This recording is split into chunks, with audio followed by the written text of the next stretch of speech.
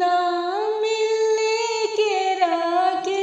घाव दिया जीवा गइले घाबाड़ाय जीवा गइले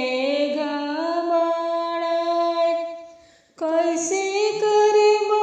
छठी के तैयारिया घर में नहीं कुछ बा कैसे करबो छठी के तैयारिया घर में नहीं कुछ बा बाहर से आइले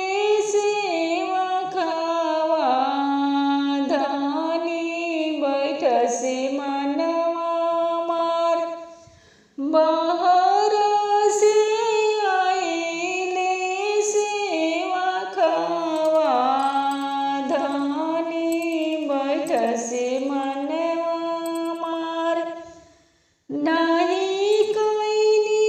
छठी के तैयारिया जीवा गइले घाबाड़ाय जीवा गइले घाबाड़ाय एतन वचन सेवका सुनाले सुना धनिया हमर सुना धनिया हमर